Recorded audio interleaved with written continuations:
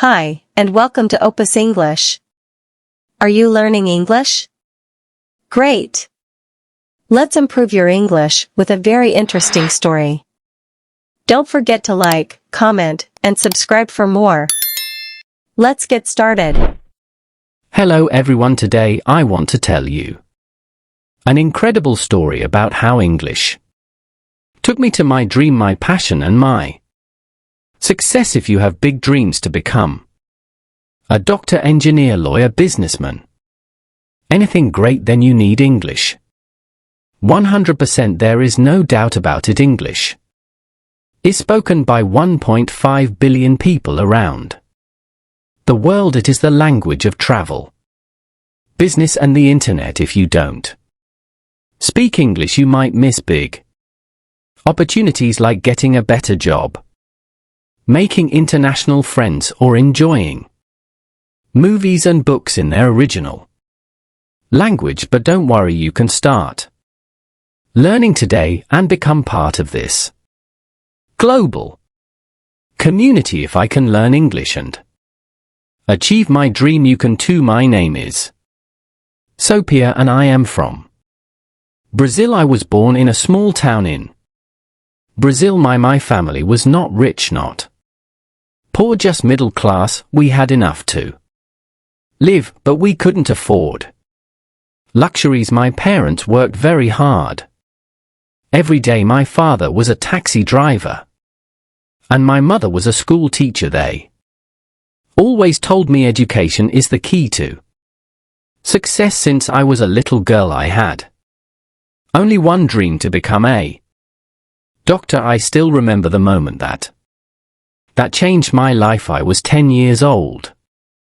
I was in the hospital because my little brother was very sick. He had a very high fever and we were scared. My parents were crying. Then a doctor came. He was calm, confident and full of kindness. He smiled and said, "Don't worry, I will take care of your son." I watched him work. He checked my brother, gave him medicine and spoke with so much knowledge, and then after a few hours my brother's fever was gone. He was safe. At that moment I knew one day I will become a doctor and save lives. But as I grew up, I realized something terrible. If you want to become a doctor, you need English. 100%, all medical books are in English. All medical research is in English. Even in my country, doctors needed English to study, to communicate, to work in hospitals, and my English was terrible. I went to a public school where they taught very little English. I knew basic words like hello, how are you, but when I saw a full English sentence, I felt lost. I remember in school my English teacher asked me. Father came home tired from work. He sat next to me and said, "Sophia, what is wrong? You are always sad these days." I looked at him and said, "Papa, I want to become a doctor, but my English is bad. Without English I cannot study medicine." My father was quiet for a long time. Then he said, "If English is stopping you, then learn English. Go to a place where everyone speaks English." I was shocked. "But Papa, we don't have money for that." He smiled and said, "We don't have much, but we have enough. Your dreams are important." That night my parents and I sat together and talked about the best place to learn English. Why did we choose Canada? 1. Everyone speaks English. I would have no choice but to speak English every day. 2. Great education system. Canada has the best schools for learning English. 3. Multicultural and friendly people. People in Canada are warm and kind to international students. 4. Affordable compared to other countries. Studying in the USA or the UK was too expensive, but Canada was possible. It was not an easy decision. We Were a middle-class family, my parents. Had some savings but not much they made. A huge sacrifice, they used almost all their savings to pay for my flight, my English school and my first few months of living in Canada. Before leaving, my mother held my hand and said, "Sophia, we are giving you everything we have promised me. You will not give up." I had tears in my eyes. I hugged her and said, "I promise, Mama," and then with one suitcase, a little money and a big dream, I flew to Canada. The moment I landed in Toronto, Canada, I felt like an alien. The weather was freezing. In Brazil it was always warm, but here my hands were like ice. The food was strange. I miss my mother's homemade Brazilian rice and beans. The people were nice, but they spoke so fast. And then the biggest problem. English. At the airport a man asked me, "Hey, do you need a taxi?" I panicked. I did not understand. I just smiled and said, "Yes." He said, "Where to?" I had no idea what he said. My brain stopped working. Finally I showed him the address on my phone. That night in my small rented room I cried. What am I doing here? I can't understand anything. How will I survive? For the first time in my life I felt completely alone. The next day I went to my English language school. The teacher smiled and said, "Welcome everyone, let's introduce ourselves." When my turn came I stood up. My hands were shaking. I said, "My name's Sophia, I from Brazil." I wanted to say more, but my mind was blank. My words were stuck in my throat. The teacher smiled, but I saw some students laughing. I sat down and felt humiliated. That night I made a decision. No matter how hard it is, no matter how many mistakes I make, I will learn English. I made a plan. I promised myself I will do everything possible to become fluent, and that was the beginning of my English learning journey. I still remember my first few weeks in Canada. It was like stepping into a new world, exciting but also terrifying. Everything was different in my country. I understood everything here. I felt like a baby learning how to speak.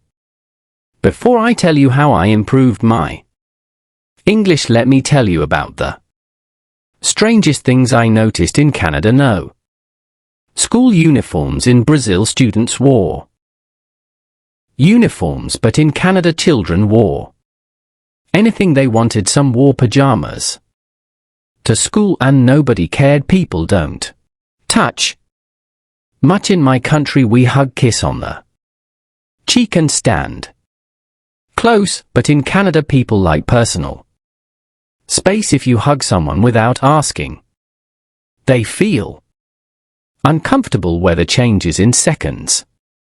1 minute it's sunny, the next it's raining or even snowing. Self-checkout in stores. In many supermarkets there was no cashier. People scanned and paid for their own groceries. People say sorry for everything. Even if you step on their foot they say sorry. I found that so funny. Food portions are huge. I once ordered a small meal at a restaurant and it was like food for 3 people, but the biggest shock was the English people spoke so fast and used slang I had never heard before. In school I learned proper English, but in real life people said things like want to grab a coffee, want to get a coffee. I'm down for that. I agree. That's so lit. That's amazing. I felt like I had never studied English in my life. The second day in my English class I was so nervous. The teacher gave us a simple writing task. I was excited. I can do this, I thought, but when She returned my paper. It was full of red marks. She said, "Sophia, your writing is good, but your sentence structure needs work. You think in Portuguese and translate to English. That's why it sounds strange." I felt frustrated. Speaking was even worse. The teacher asked me a question and I knew the answer in my head, but when I opened my mouth, nothing came out. I felt like crying. Will I ever speak English fluently? I refused to stay weak in English. I knew that if I didn't improve, my dream of becoming a doctor would die, so I made a plan of the headphone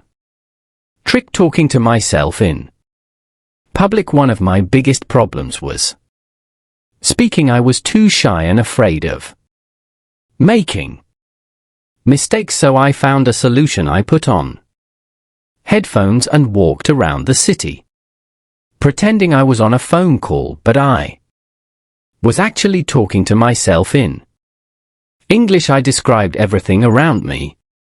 I am walking on the street. The sky is blue. That woman is wearing a red coat. Now I am entering a cafe. I will order a coffee. This helped me think in English and practice without fear. Be the 3 new words rule. Every day I learned 3 new words and use them in a sentence. See no more subtitles. At first I watched movies in English with subtitles, but then I realized something. I was reading, not listening, so I turned off subtitles and forced myself to understand. It was hard at first, but soon I started catching common words and phrases. One day I went to a coffee shop and decided today I will talk to someone in English, no matter what. I walked to the counter. The barista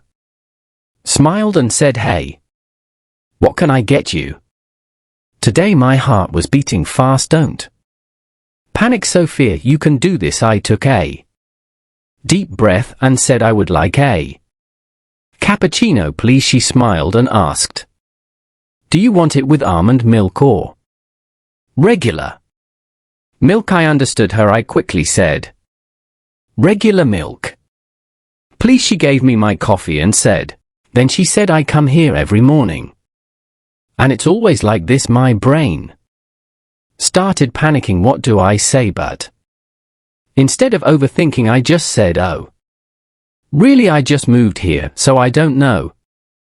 She smiled and said, "Oh, cool. Where are you from?" And just like that, we had a conversation. For the first time, I wasn't translating in my head. I wasn't scared. I just talked. After that day, something clicked in my brain. I realized I can actually do this. That moment gave me confidence, and confidence was the missing key. Now that I was confident, I wanted to take my English to the next level. I didn't want to just speak English. I wanted to sound like a native speaker, so I started doing something crazy, the shadowing method. I started copying everything I heard. Whenever I watched a TV show, I paused, repeated the sentence exactly like the actor and tried to match their accent. Example, I hear the sentence, "Oh my God, that's insane." I pause and say it exactly the same way. Oh my God, that's insane.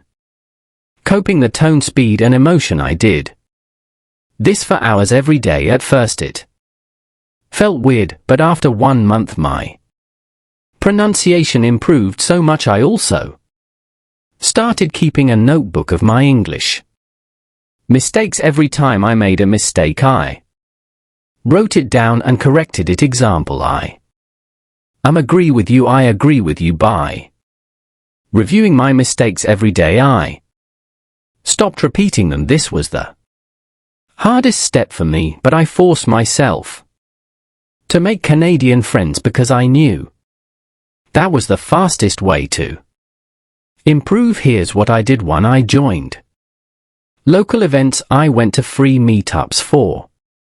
International students too I used. Conversation exchange apps I found. Canadians who wanted to learn my language, so we did a language exchange.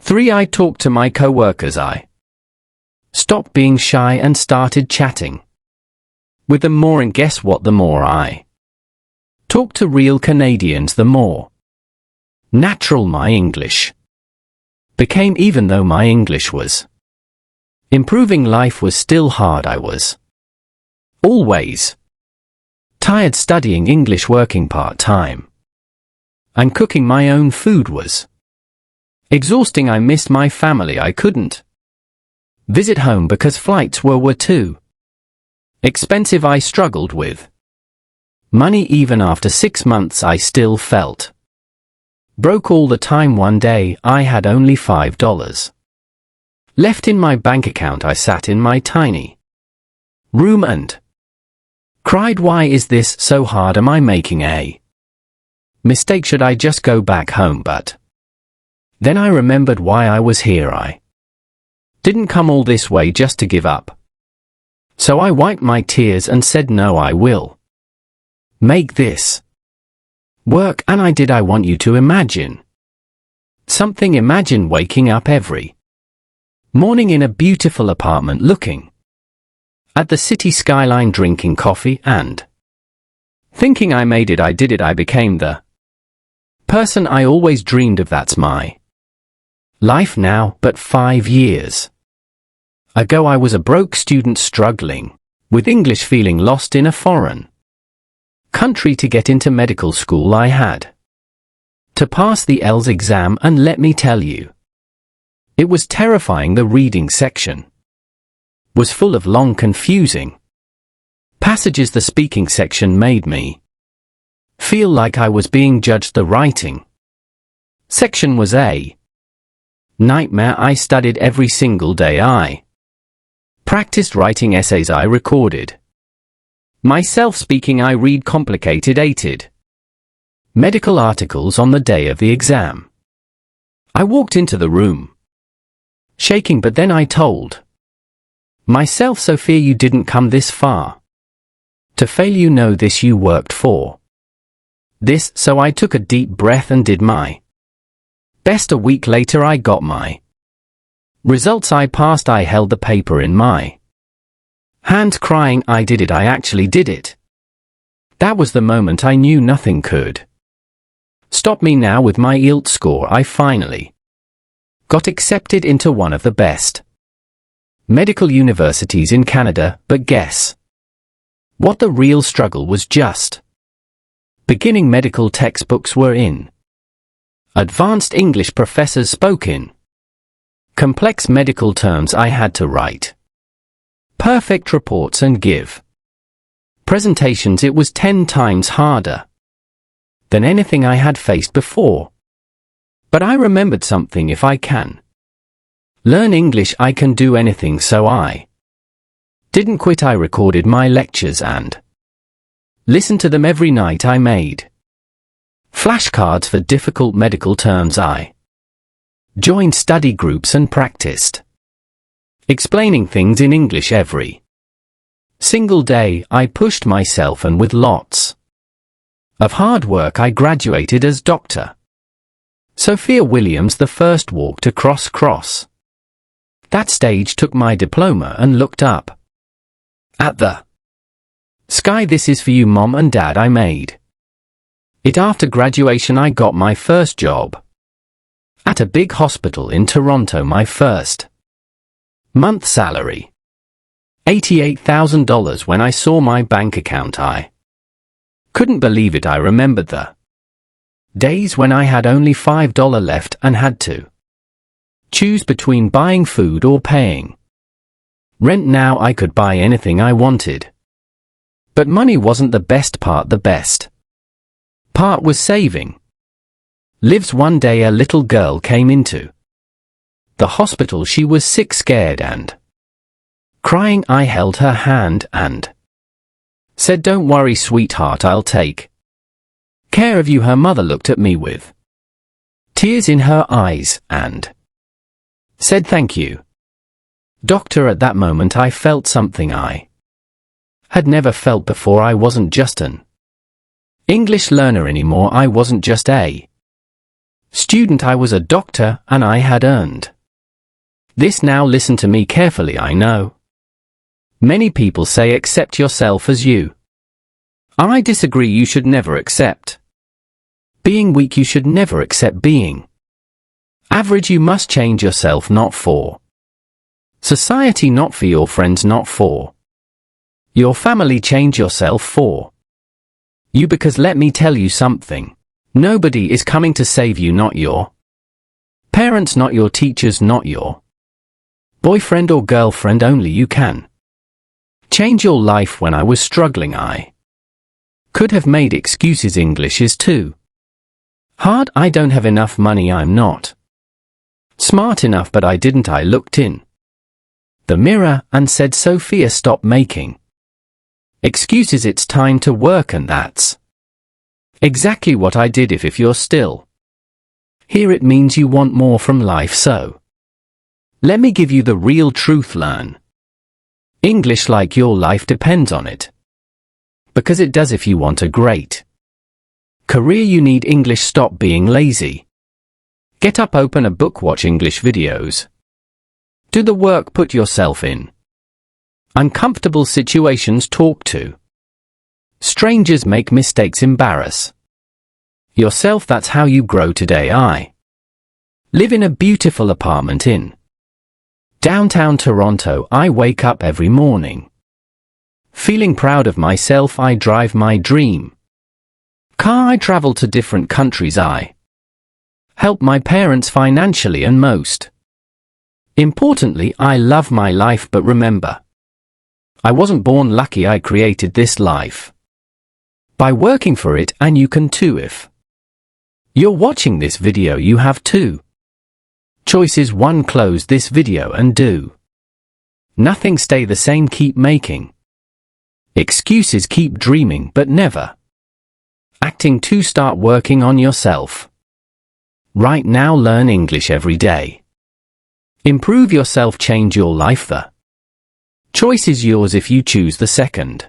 Sample conversation that I had with my husband Adam about birthdays. You're going to recognize a lot of these questions, a lot of the expressions about birthdays. Listen to this conversation carefully, because in just a minute Adam will leave and I will be asking you those questions, and it will be your turn to speak out loud. Let's watch the sample conversation.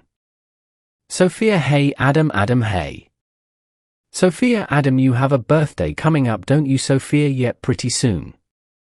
Another trip around the sun. Adam: Cool. Do you have any plans for your birthday, Sophia? Yeah, I'm going to have a big birthday bash. I would love for you to come. I can send you an invitation. Adam: That sounds fun. Do you need me to bring anything? Sophia: You can bring your favorite party game and a big appetite for cake. All the other details will be in the invitation. Adam: Sounds great. I'll be there. Sophia: Great. See you then. Okay, you watched the sample conversation. Now it's time to take a deep breath and practice this yourself. I'm going to ask you a couple of questions, and I will pause. I will be listening to you no matter where you live around the world. I will be listening, and we will be having this conversation. If it seems too fast for you, if you want to try it again, the good news is that you can click pause on the video and go back and practice it again. No problem. Are you ready? Let's get started. Hey, a little bird told me that your birthday is coming up. Do you have any plans? That sounds like fun. Is it a birthday tradition, or is that something new? Cool. I would love to come. Can I bring anything? Great. I'll be there. I can't wait to celebrate another trip around the sun. So how did you do with this little sample conversation? I hope that it was a good challenge for you and it helped to boost your confidence in speaking in English. That is the goal. You can always go back and review this. Let's learn some common vocabulary about animals and pets. Let's start by describing you. Can you describe yourself? I'm an animal lover. This means that you love all kinds of animals. You might say, ever since I First visited a zoo as a child. I have been an animal lover. I just love all animals, or if you would like to be a little more specific, you could say I'm a cat person. I'm a dog person. Usually we keep it to cats and dogs, but you might say I'm a horse person. Does that mean that you have a cat head? I am a cat person. No, this just means that that is your preferred pet. You like cats. So for me, if you've been watching my English lessons for a while, you know I am a cat person. I've never had a dog, but I feel like I relate more to cats. I get along better with cats and I feel more comfortable with cats, but maybe for you, you might say I'm a dog person. I would rather have a dog, or maybe you have this unfortunate situation you are allergic to dogs, or maybe you might say I'm allergic to cat. For I love them, they're so cute and cuddly, and I wish I could have a cat, but I'm allergic. If your eyes start to get red and your nose starts to run, maybe your throat hurts, that's a bad sign. It means that you are allergic to some kind of animal. Maybe you can take some simple medicine and you'll be fine. But sometimes it's a bigger problem than that, and you just can't have a cat, you can't have a dog. I hope you're not allergic. Now let's describe your pet, but a little note first of all, something that I've noticed that's different between English and some other languages is that when we're talking about our pets or someone else's pet, we use he or she. We don't use it very often because it feels like you are creating some distance, or it's a wild animal, or you don't really care about that animal.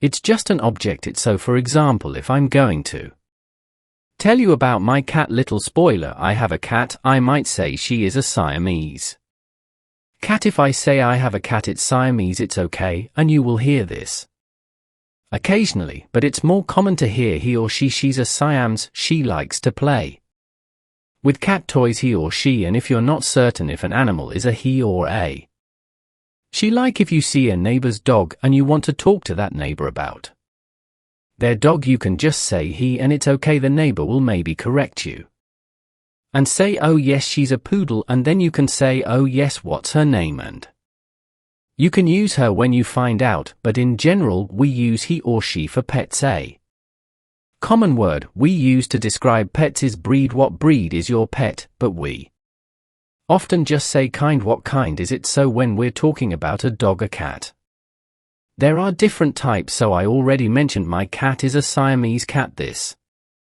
is a specific type or breed of cat. What breed is your cat? Is a Siamese. She's a Siamese. What breed is it? But we often use the question what kind is it, which we'll talk about in our question section in a minute. Another common term used with pets is a rescue. This is describing your pet. Both of my cats are rescues. I got them from an animal shelter. This means that I didn't buy them from a breeder who is making purebred cats. No, I went to the animal shelter. These are abandoned cats who need a home. I went to the animal shelter and I adopted. We often use the word adopted. I adopted 2 cats. They are rescue cats, or they are rescues, and this is the idea that I rescued them. Sometimes in the US you see a bumper sticker, something like this, that says my dog rescued me. Have you ever felt like this? Maybe you saved your dog from the animal shelter, but really your dog changed your life. Your dog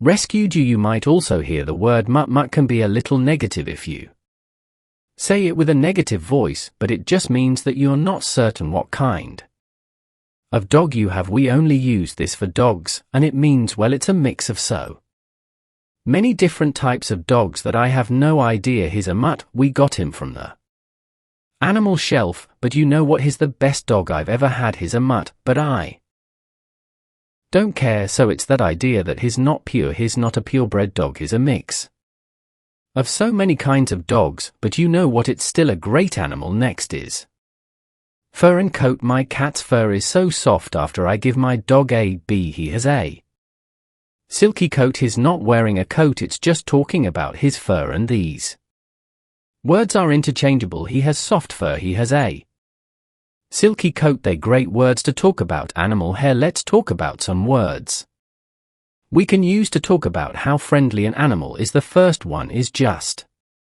Friendly, he is friendly. You'll often hear this as someone is walking their dog, and if their dog wants to come closer to you, the owner might say, "Oh, don't worry, he's friendly, he loves little kids," and your child can pet the dog. Or you might ask, "Is he friendly?" and that means, "Can I pet him?" So it's a great word to use to talk about if your dog is comfortable with people. He is friendly. He's not very friendly with little kids, so we'll just try to stay away. There are 3 words that are variations of this one. Is wild. Lions are wild, they are not friendly towards people. I do not recommend trying to pet a lion, they are wild. The next level is stray. We might say that cat is a stray cat, or he's a stray, and that means that he lives on the streets and maybe he'll come close to people to get some food. He might not really hurt you, but he doesn't want to live in your house. Maybe if you adopt him, he'll want to live in your house, but he doesn't have an owner. He's a stray. He's a stray cat. Some cities around the world have a lot of stray cats or are stray dogs. They don't belong to anyone, but everyone helps to take care of them. Everyone helps to feed them. In the US, this isn't very common. We don't have a lot of stray cats or a lot of stray dogs because animal shelters are a big part of American culture. A lot of people, when they want a pet, will go to an animal shelter instead of buying a purebred dog or a purebred cat. So a lot of stray dogs or stray cats who live on the street will be taken to an animal shelter for someone to adopt. So you might say, "My cat was a stray. Before we got him, he was a stray cat before we got him, and now he's just so friendly." The next level is domesticated. This means a cat or dog or animal that was previously wild and now he's very comfortable with humans. So we could use this for a lot of different animals like cows. Cows are domesticated a long time ago. They were completely wild like horses. Horses were completely wild, but they have become domesticated over time. People have trained them to become comfortable with humans. They are domesticated. We often use this term for farm animals like horses, cows, chickens, sheep and goats. They are domesticated animals. Some animals just can't be domesticated, like a zebra. You can't ride a zebra. You can't domesticate zebras. It would be pretty cool, but they're just an animal that cannot be domesticated. Before we go on to some common questions that you will hear and that you can ask about pets, let's talk about pet care and some words that you can use to describe pet care. A cage, a crate and a kennel are all the same thing. They are places where you can keep your animal contained. So you might say, "I put my pet." Some people have a ferret for a pet in the crate to take it to the vet, which we'll talk about in just a second, but it's a type of box where you will keep your animals, maybe to transport them somewhere or maybe just to help them feel safe and comfortable. We have a big kennel for my dog to help him feel comfortable. When guests come over, he goes in there and he feels comfortable, and then when the guests leave, he comes out and feels very safe. A collar and tag go around your animal's neck and have some important information like the pet's name, your phone number, and maybe your address. If your pet gets lost, someone can help you find your pet again by calling you with the number that's on the tag on their collar. A collar is also useful because you can attach a leash to the collar. Sometimes this is called a lead. I think that lead is maybe more a term that professional people like a veterinarian or a dog trainer will use, but for daily conversation we often just say, "Leash, where's the leash? I need to find the dog's leash so that I can take him on a walk." One time I saw somebody having an iguana on a leash. Sometimes people put their cats on a leash too, but usually cats don't tolerate that. Have you ever seen a strange animal on a leash before? A vet or veterinarian. Usually we shorten this to vet is the doctor for an animal. So you might say, "I need to take my sick dog to the vet," or "What is the best vet to take my dog to?" We're talking about a veterinarian, but in this situation we don't use the longest word. We just use a short, simple version. Yes, finally in English there is a simple way to say a long word. So you Can just say vet, my cat's vet is just up the street. Or we have a vet appointment next week. Excellent. Now I just want to let you know if this is your job, if you are a vet and someone asks you the common question, what do you do, which means, what's your job, and you say I'm a vet. Well, this might be slightly confusing if someone has no idea that you work with animals, because a vet can mean two different things. It can mean a veterinarian, or it can mean a veteran. A veteran is someone who used to be a soldier, someone who used to be in the military and is now retired, so that means you could either be an animal doctor or a retired person from the military. So if someone knows that you work with animals or that you're a doctor and they ask what kind of doctor, you could say I'm a vet. They will know that you work with animals. But if someone has no clue, you might say I'm a veterinarian. You might elongate that a little bit just to be more specific. Or if you are a vet from the military, you might say I'm a retired veteran, or I'm a retired vet. I was in the Navy. You might want to be a little more specific. That's a situation that might possibly come up. What can you do to bond with your animal? You might play fetch, so you could say my cat likes to play fetch. Who would have guessed? Usually dogs do, but sometimes cats do too. Or you could just say this word to your dog. You have a stick, you throw the stick and your dog runs after the stick. You could say fetch boy, fetch the stick. So you're giving him a command about what he should do. Get the stick and bring it back to you. This is a fun game. Or you might just pet your pet. This word can be used as a noun, as we've been talking about it. I have 9 pets, but what is this gentle touching of your pet? This is the verb to pet, when you are stroking or just gently touching your animal. This is a very kind, nice thing to do. You are petting your pet. So if you're walking down the street and someone is walking a dog and that dog seems friendly, the dog wants to talk with you and the owner says, oh, don't worry, he's friendly, you can say, can I pet him? Great.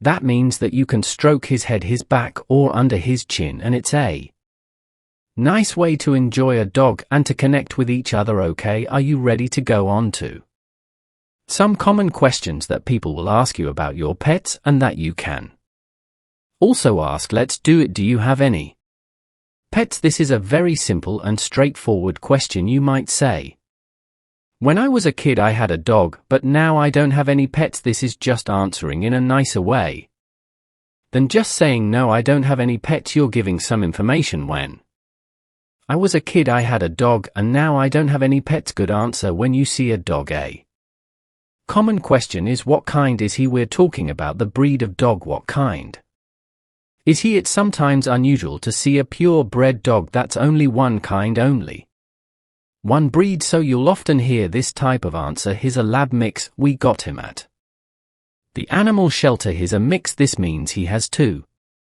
different, or maybe 3 or 4 different types of dogs in his blood. So we could say he's a mix or he's a lab mix, and this means he comes from different types of breeds. Another question is, what's his name? Of course, you can just say your pet's name, but I wanted to give you some of the most common female pet names and also some of the most common male pet names in English. The most common female pet names are Bella, Luna, Lucy, Daisy, and Coco. There are many other pet names for female dogs, cats, horses, or who knows what, but these are some of the most common. In fact, one of my cat's names is Luna. Some of the most common male pet names are Max, Buddy, Teddy, Rocky, and Duke.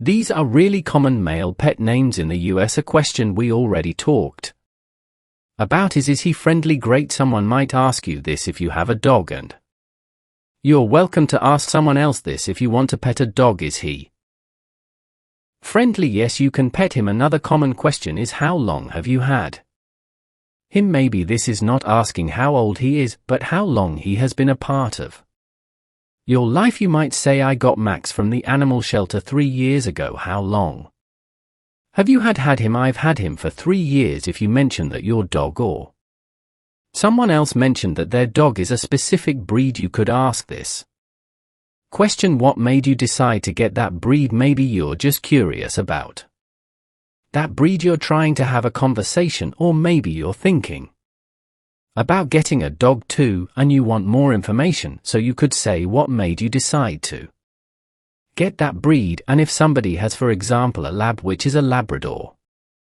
Retriever, they might say, well, I heard that labs are family-friendly dogs, so we decided to get one. They have a reputation for being good with kids, for being friendly. They're family-friendly, so we decided to get one.